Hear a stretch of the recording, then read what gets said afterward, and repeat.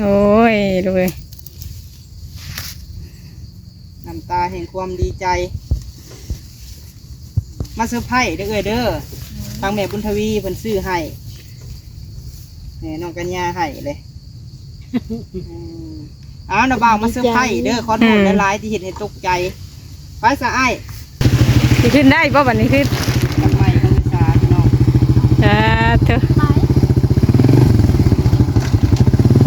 เธอนิ่มอยู่เนาะ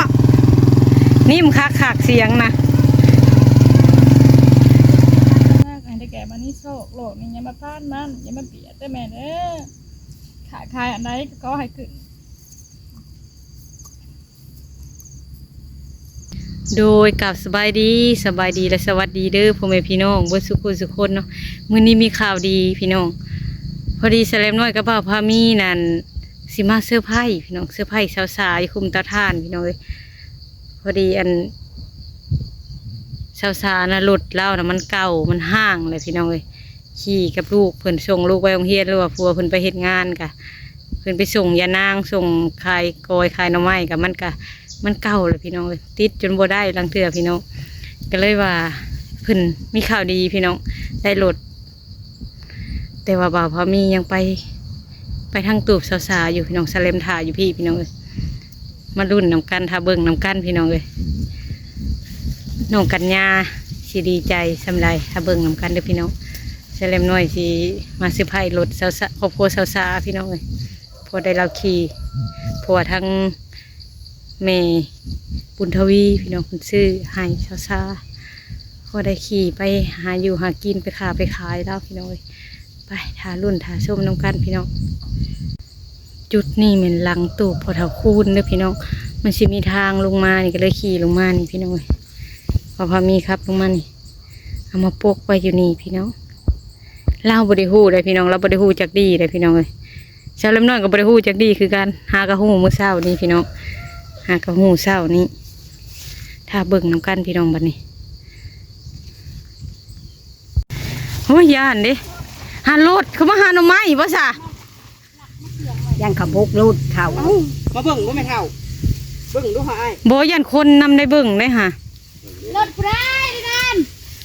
บ่ยันมีคนเขาเอามาทิ่มบ่เอาได้ยินเสียงบ่เมื่อคืนนี่ยังคนทันไหมยังคนปกไว้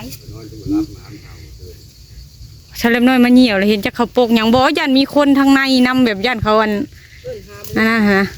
ในรถนะใครแต่เล่นไปพอดีจุเพิ่นกำลังมาเฮือนประบุญอยู่เฮือนประบุญ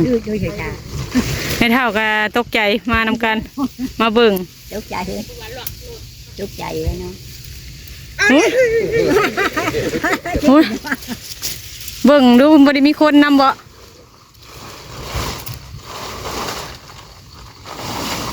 เขาไปเอากระเจไปน้ำไม่ได้เอาไปยังเขาปกไว้ไปหาหน่อไม้บ่ไม่เท่าว่าญาติเขามาหาหน่อไม้ปกไว้โอ้ยตกใจได้เท่านะหัวใจเต้นตึกอยู่มาเช้าวันนี้จะมาเช้านี้บ่รถยังดีอยู่แล้วนี่เนาะถ้าเห็นอะไรโทรหาใครแบบโทรหาในบ้านบอกไม่เท่า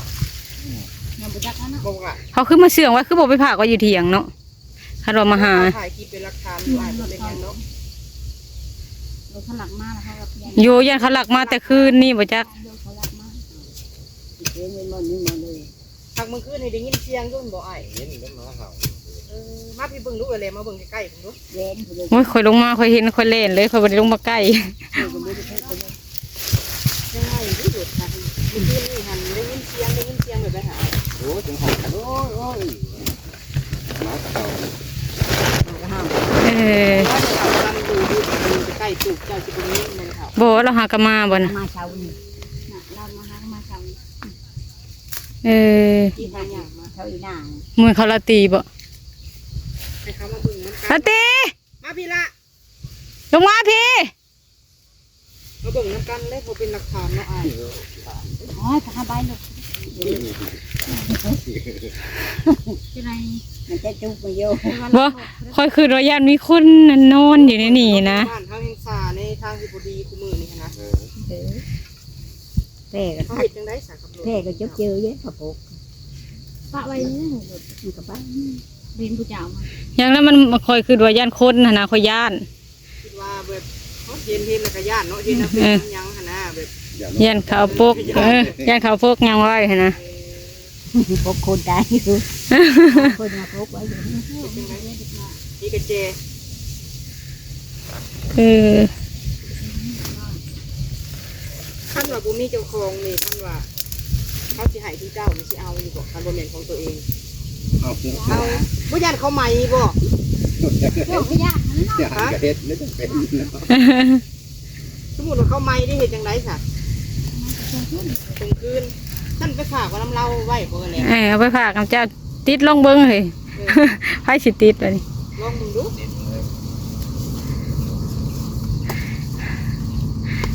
เขาอยู่ในกระเล่า ไม่เท่าเท่งญาติอยู่ในภูคำเท่งญาติ ในเท่าย่านเขาอยู่ในป่าเรานี่เราอะ เขาอยู่กระเล่าเนี่ยตัวอยู่รักโลกเขาอยู่ แห้งแห้งคือว่าติดง่ายๆนี่ค่ะดอกฮ่าน ตีก็ได้ก็เอามาให้ฝากคุณพ่อแล้วเขายังจอดไว้เนาะ นี่ไม่ได้สบายไม่ได้ คือช่วงที่ติดง่ายๆนี่เนาะรถยังใหม่อยู่มันกำลังตีเนาะ จะต้องเอิ้นให้ประคองเขาอีกบาทนึงถ้าไม่เท่าเนาะกูไม่เท่าแล้วสิเมื่อเลย อาชิมือเลยเราย่าน บาทนี้ย่านไอ้ตู้คำย่านพี่น้องเลย แล้วยันมีข้อหาหลักรถ จังได้บาทนี้อ้าย ย่านเป็นโทษเนาะ ภาษาสมมุติว่าบ่มีเจ้าของในเฮาให้เจ้าจะสิเอาบ่ อยากได้จะได้ทำบ่เป็นรถเนาะ จะได้อยู่บ่แม่นรถเจ้าแล้วบ่เอา บ่เลย เอา จะน้อยเกิดน้องผลมานำอย่างนี้ก็ได้ เนาะ เป็นโทษ ไปซะเอาเมื่อก่อนไปออกไปนอกพูดไปเอาเมื่อก่อนเนาะแหลม อืม ไป เมื่อนี้บ่เป็นรถเฮาบ่เสียมือเฮาจะ บ่แม่นรถเฮาเสียเมื่อว่ะ ผู้เจ้าเป็นมัน อ้าวซะมื้อนี้มาเซอร์ไพรส์เด้อมื้อนี้เด้อมาเซอร์ไพรส์ซื้อมาให้ แม่นบ่ กอดแม่ลูกล่ะ ได้รถได้บัดนี้ กอดกันดูหาอ้าย มีโกบได้คันนี้นะ ซื้อมาให้เด้ออ้ายเด้อ เธออัน กอดกันมาอีหลามากอดพ่อไว้ ได้รถไปส่งเรือนางแล้วบัดนี้ส่งโกยเลยเด้ แล้วบาดนี้ค่ะกอดเนาะแม่ลูกโอ้ยลูกเอ้ย น้ำตาแห่งความดีใจ มาเซอร์ไพรส์เด้อเด้อทางแม่บุญทวีเพิ่นซื้อให้นี่น้องกัญญาให้เลย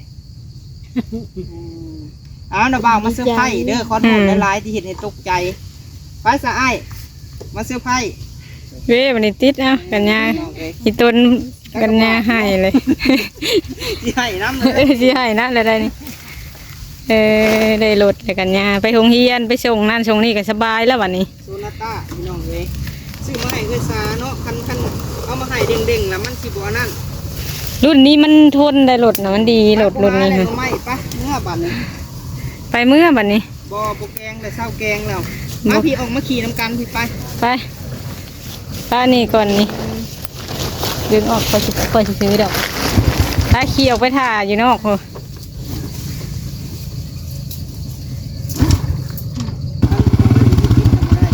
มาเลยมายาวมา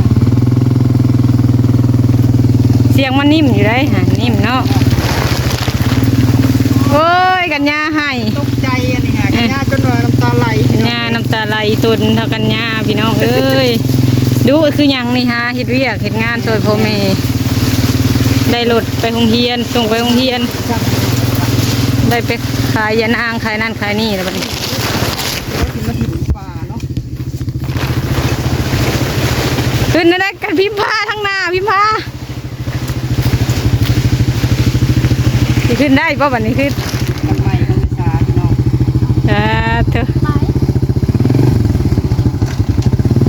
เธอนิ่มอยู่เนาะ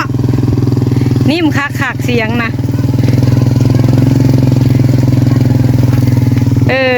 คักอะไร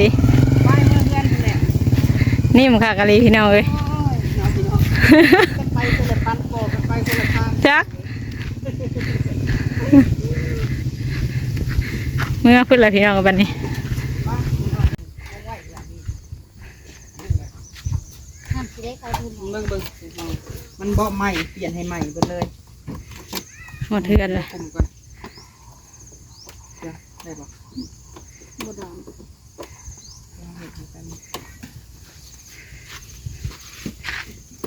บ่ใครบ่เป็นเราไปเติมน้ำมันแล้วนะ มันยังใหม่เนาะ ยังไม่ เอาน้ำมันหยอดใช้กันลังเถื่อคือเขาหลอดน้อยเดียวบัดมันได้พัดน้ำมันหยอดใช้ก็คล้ายง่ายแหละ มีแต่กอยมีแต่อันทำอันนี้ไว้เพราะว่ามันเป็นบ่อ ลองใครบ้างดูหาบัดนี้ ได้อยู่ปะ เน่นอันนี้บักละนี่เน่นนี่คมนี่ลงคมแห้งๆจังหน่อยกระเจจะสิไปบอกเป็นกระเจใหม่ ดูว่าน้ำมันหยอดใช้ลังเถื่อกันมันก็ได้ด้วยเลยฮะเวลายนะ อันนี้กระเจอันนี้มันใหม่นี่เห็นบ่ครับอันนี้มันยังใหม่อยู่เห็นบ่เพราะว่าเปลี่ยนให้ใหม่อะนะ หยอดน้ำมันเป็นมัน ใช้น้ำมัน มันกระมืนกับป๊อด จัก หน่อยเดี นี่ ยว เป็นจักเดิมเด้ออ้ายเด้อรถในเฮือนเขาขี่เพราะว่าคันเขาไปซื้อบนอื่นแล้วเขาสิแปลงขายอันนี้นะ เขาซื้อน้ำเฮือนเขาอยู่บ้านกุดแข่ เออ เลย มันซื้อน้ำห่านชมแปลงเขาแปลงขายเนาะ ที่ อันนี้ห่านคนลื่นกันหนึ่งง่ายอยู่ เจ้า แล้ว ของเขาน่ะเขาไปไทยวันนี้หันเขาบริมาไปหึงแล้วก็เลยว่า จอดป้าไว้ทิมซื่อๆนะก็เลยว่าขายจริงๆนะอยากซื้อเอาไว้เองผู้นแหละพี่น้องเลย ว่าเขามีเพิ่นว่าเสียดายอยู่พี่น้องเอ้ย โดยอันนี้นะซื้อมาให้เด้อไอเด้อโดยพอได้ต่อแข่งต่อค้าคือว่าแหละต่อตีนต่อมือพี่น้องเอ้ยทำมาหากิน อืม กะสีสะดวกสบายขึ้นกว่าเก่าไอเอ้ยคือเจ้าไปเฮ็ดเวียกไปได้คือเบิ่งแค่รถลาพี่น้องเอ้ย ติดบ่ได้พี่น้องเอ้ยลังเถื่อ ก็นี่หันไปหาอยู่หากินขายเครื่องขายของกะไปสะดวกมาสบายไอเอ้ยโดยค้าขายหยังก็สบาย ไปส่งเดานางคือตะกี้เพิ่นไปส่งกอยส่งหยังก็ได้ส่งลูกโรงเรียน บ่ได้รถคันนี้นี่จะไปส่งลูกเจ้านี่ก็คือสิย่างพี่น้องเอ้ยบ่ได้ไปก็คือย่าง อืม ฉันไปขี่รถขี่มันก็ไกลเนาะนี่แหละเป็นโซนาต้าพี่น้องเนาะ สีก็ยังงามคือเก่าคือเดิมมันเลยเนาะ แต่ว่าคันที่ว่าหันจักรนะจักรโคลาวเอาเน้นจักรพี่น้องเอ้ยเนาะจักรดีเลยเขาสังเกตเบิ่งกระหูจักรมันน่ะเดี๋ยวจะให้เบิ่งพี่น้องจักรมันดีเด้อพี่น้องเด้อเนาะดีใจนะมันเด้อเด้อที่ได้อันไปขายยาหนอกยานางบ้านนี้พี่น้องเลยบ้านแล้วบ้านนี้ เหลือบมองๆสีมันก็ยังงามอยู่ รุ่นนี้แล้วมันทนรถ แต่ แต่ ว่า รุ่น อันนี้หันท้ามว่าเป็นหยังคือบ่มีป้ายเนาะบ่มีป้ายทะเบียนเหลืองพี่น้องเอ้ยแต่สำหรับโซนาต้าหรือว่ารุ่นแบบนี้หันเขาสามารถไปได้ แม่น ถ้าว่ารถเขาดีสามารถเข้าในเมืองได้เด้อเด้อเข้าในเมืองขายเครื่องขายของได้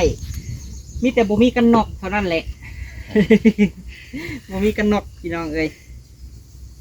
ก็แต่เขาใส่กันนอกเขาก็ไปได้ถ้าว่าไป3 คนก็ใส่เบิด3แต่ที่แน่ๆหันรถนะมันต้องซ่อน2อยู่แล้วเข้าในเมืองเนาะ แม่นเลย แต่ต้องใส่กันนอกมีแต่บ่มีกันนอกพี่น้องเอ้ยอันอื่นหันแม่นมีเบิดมาพี่ไอ้ลงมาพี่ปะละเดี๋ยวว่าหนังสือนี่ก็บ่มีพี่น้องเอ้ยแต่ที่จริงหันรถแบบนี้นะขี่ได้ไปใส่ก็ได้เนาะ รถอยู่ผลิตอยู่บ้านเฮาเอง บ่มีน้องซื้อบ่มีไป แต่มันคือความหมายมันไปบ่ฮอดนะมันเพพี่น้องเอ้ย บ่แม่นได้ไปบ่ฮอดแต่ที่บ่มีหนังสือหั่นเนาะ โดย ไปแล้วมันเท่แล้วนำทางแล้วได้จุ้ง โดยนั่งได้ดีลูกยันส่งจะมานั่นเสียงไปไปตลาดจะดีจ้ะ แม่นนั่นแหละเนาะ ไปน้ำมันไก่มันก็ยังได้จุ้งบางเทื่อ เออ ไปหลายแบบจุ้งก็เปิดที่หอดเป็นดีพอแล้ว เฮาไปหามาให้นี่เท่าไรมือโพดหากับเห็นอยู่เขาเอาลงในกลุ่มน่ะแต่ว่ามันบ่เป็นตาเนาะ แม่นเลย มันบ่ได้แต่ว่า อันนี้น่ะรถลื่นก็บ่เท่เลยรถอยู่เพื่อนเขาข่อยก็มั่นใจหั่นนะข่อยก็เลยไปเอาอยู่บ้านกุดแข่ได้ไปบ่เท่ไปเบิ่งตั้งแต่ ข่อยยังบ่ฮู้ซ้ำบัด มื้อ กุด นั้น แก ไกลบ้านพินไปไกลเติบ เออ แล้วพุ่นแหละก็เลยว่าเอาว่าซื้อมาไว้ให้ซาพี่น้องเอ้ยก็วางว่า FC ทุกท่านก็คือสิดีใจนำครอบครัวมื้อนี้อ้ายอยู่พอดีเนาะมื้อนี้เนาะ คือว่าโชคได้มึงเนาะ ปกติเราไปเวียกแต่ละมื้อเดนแล้วนี่ บ่มาเอาบ่มีรถไป ถ้าสวยแล้วก็ไม่ได้ การคิดเห็นอยู่ ไป เนาะ หา พี่ หน่ น้ อ อง ไม้ หาหน่อไม้ขายกระแสนหนึ่งก็ได้ปลาทูได้หมักเพชรได้ปลาแดกมาไว้ แม่นหั่นแหละ มันข้าวน้ำได้เสะเอื่อยทางผู้ใหญ่เพิ่นกะถามมานี่ข้าวน้ ข้าวน้ำกับเบิดแล้วขนาดแต่บาบ่มีซื้อมาให้จ้ะ ำจะหึงเลยเนาะ อืม ยังบ่หลาย โดย ยังพอได้มาอยู่ดอก2 มื้อ3 มื้อ โดยทานอันได้เสะเอื่อยมีคนมาเอาเลยบ่ ทานก็บ่มีผู้มาซื้อมี บ่ บ่ มีใครมาซื้อเนาะ มันเป็นบางช่วงเลยทานก็ได้ ช่วงพี่น้องเอ้ย ถ้าหาสิไปขายได้สิไปขายได้สิได้หาไปจักมาค่ะ กินมาปีหมกละ เขา มา ถาม เบิ่งได้ ว่า นะบ่าวเอ้ย ให้ไปชงอยู่หันอยู่นี่แค่นี้พอได้ไป แม่นอะไรคือมื้อนั้นอะไรพี่น้องว่าสิไปขายทานเนาะมาเบิ่งรถพะบ่มีรถบัดนี้ว่าพะมีก็เลยว่าให้เพิ่นขับรถว่าพะมีน่ะไปส่งทานให้เขาเป่านึง โดย คือขายย่อยแบบซี่เนาะคันว่ามีล้อนี่เอาใส่ได้อยู่ได้พี่น้องล้อนี่คือว่าอันคือล้อสะดวงล้อไผก็ได้เฮาเฮ็ดคือตะกี้นะ แม่น ไป เลย หาชอบไปอยู่ คือสมมุติว่าเอาสอบหนึงเนี่ยเฮาก็ใส่รถจักรไปเนาะไอ้เนาะนี่แหละพี่น้องเอ้ยครอบครัวของเอ้ยสาเนาะมื้อนี้ก็วันที่รอคอยมาถึงพี่น้องหลายท่านก็อยากให้มีวันนี้ตั้งแต่ตั้งแต่อยู่ป่าพุ่นแหละพี่น้องเอ้ย ตั้งแต่อยู่ป่าพุ่นแหละจนมาฮอดมื้อนี้พี่น้องเอ้ยอดทนพยายามเนาะเพิ่นก็หาก้อยผู้นี้ก็คั่นก้อยเก่งๆพี่น้องเอ้ย กันยา บ่ได้เฮ็ดใหม่บ่บักล่ะ ยังบ่ทันได้ซื้อ ตัวเก่ามันทันได้เชิดได้เต็มถังอยู่เนาะ แม่นอะไร เบิดรุ่นนี้พุ่นแหละ พุดกับเจ้าแหลมบ่ ไปคุดน้ำกันแล้วก็แบกกอยล่มถ่วนแล้วหัว กินพากับจักควม ได้ พี่น้ ถั อง ง เอ้ย มา2ถังไปพุดกับกระซาม ไปขายหน่อไม้ก็เป็นพี่น้องเอ้ยค้าขายนี่แหละสอนลูกแต่น้อยพี่น้องเอ้ยเฮาบ่มีเนาะ แม่น อยู่ในต้นทุนที่ว่าบ่มีพี่น้องเอ้ แม่ ย นให้เฮียนเฮ็ดเฮียนหาเองใหญ่มาก ปี อะ นี้สิลงเฮียนนี่บ่บักล่ะ โดย วันที่ประมาณวันที่2นี่บ่อ้ายทีหนึง คิดอยู่บ่ว่าถ้าลูกเขาโรงเรียนนี่สิหารถนี่ใช้ไปส่งลูกถ้าบ่ได้คันนี้ คิดอยู่มีแต่หาเงินแปลงเอานะ หาเงินแปลง เดี๋ยวบ่ได้คันไหนก็แปลง แปลงนี่คันสิเว้าก็ยิบก็ลายเข็มแล้วพี่น้องเอ้ย แม่น จนบ่มีบอนปอนเข็มเลย ถามสร้างเพิ่นน่ะ3,000เพิ่นน่ะ 3,000 โดย โอ้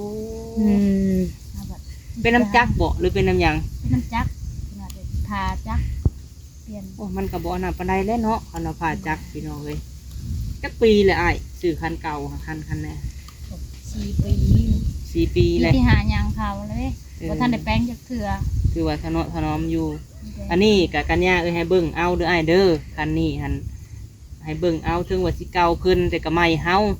โดยคันเฮาถนอมเพียรใส่มันก็ใส่ได้หึงคือเห็นบ่อย่างเส้นรถของ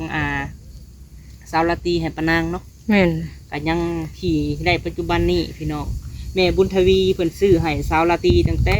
อันเริ่มใส่บุญมาถ่ายแรกๆนั่นเนาะ แม่น แต่จนปะนางขี่ฮอดมื้อนี้พี่น้องเอ้ย แต่ยังขี่คักอยู่ได้ค่อยขับเบิ่งได้ แม่น สตาร์ทได้ เดี๋ยวตัดยังได้เบิด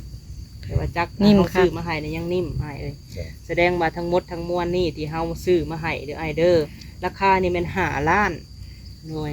เฮาไปเอานี่ไกลเติบ จากสวรรค์ไปเซโนนี่แม่น30 ลักจากพุ่นก็20 50 ลัก แต่ย้อนว่าอยากได้ดีมาให้เราเนาะพี่น้องเนาะทั้งหมดทั้งมวลนี่เป็นเงินของแม่บุญทวีเด้อเป็นอยู่ออสเตรเลียพุ่นแหละซึ่งก็เป็นแม่หักซุมเฮานี่แหละผู้ที่เพิ่นเบิ่งแย่งมาตลอดเนาะเฮากะอยากให้ซุมเจ้าเนาะให้พรจากใจที่ว่ามีต่อแม่เพิ่นอยากให้พรอยากว่าเนาะได้ก็ได้ให้เพิ่นอยู่ดีมีแห้งเนาะโดยฝากให้พรเบิ่นเทื่อละคนก็ได้เนาะโดย โดยการขอบคุณแม่หลายๆที่จิตรถให้แม่อยู่ดีมีแรงอยู่กับมากายได้แม่ความเจ็บสิได้ความใครเสียชีวิตปรารถนาสิ่งใดก็ขอให้หูหมัดปรารถนานั้นรับก็ขอให้ได้เงินหมื่นนั้นตื่นก็ขอให้ได้เงินแสนแบบนี้มากให้ได้แก่บันนี้โชคโลกนี่อย่ามาพลาดมันอย่ามาเบียดได้แม่เด้อขายอันใดก็ขอให้ขึ้น